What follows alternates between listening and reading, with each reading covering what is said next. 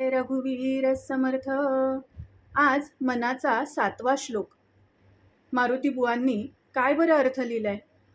हा जो श्लोक आहे त्या श्लोकामध्ये समर्थ आपल्याला धारिष्ठ ठेवायला सांगतात. कधी कधी आपली चूक नसताना सुद्धा काही वेळेला लोक आपल्याला बोलतात, त्याचं आपल्याला वाईट वाटतं. पण समाजात वावरताना तरी सुद्धा आपली वाणी ही गोडच ठेवायला हवी.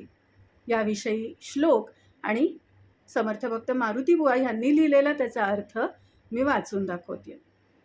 मना श्रेष्ठ धारिष्ट जीवी धरावे, मना बोलणे नीच सोसीत जावे, स्वये सर्वदा नम्र वाचे वदावे, मना सर्व लोकांसी रे नीववावे.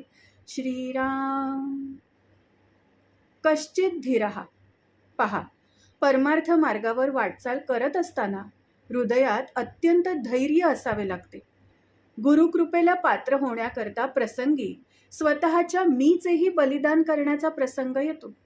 म्हणून मोक्षप्राप्तीच्या ध्येयाने साधन करीत असणाऱ्या शिष्य अथवा सद्भक्तास धैर्य असावे लागते. सर्वसंग परित्याग अशा त्यागातूनच धीराची धैर्याची प्राप्ती होते.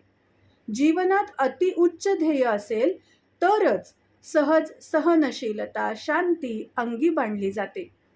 असे हे पारमार्थिक शांत विचारी जीवन जगत असताना मीत भाषा असावी. मृदू मधुर बोलण्याचा अभ्यास करावा. आपण ज्या समुदायामध्ये राहतो त्या मानवी जीवनात आपल्या वागण्याच्या सत्कृतीनेच दुसऱ्यांना समाधान प्राप्त करून द्यावे. परमार्थ मार्गावर वाटचाल करत असताना गुरुकृपेने हे सर्वही सद्गुण आपल्यामध्ये प्राप्त होत असतात. सहज केले ते भगवंताने मान्य कीजे. मानवी जीवनातील परमार्थ हा प्रयत्नाने सहज सिद्ध झाला पाहिजे. हीच सद्गुरु कृपा जाणावी. केल्याने होत आहे रे, आधी केलेची पाहिजे. प्रत्येकाने प्रयत्नवाद स्वीकारावा, हीच अत्युन्नती जाणावी.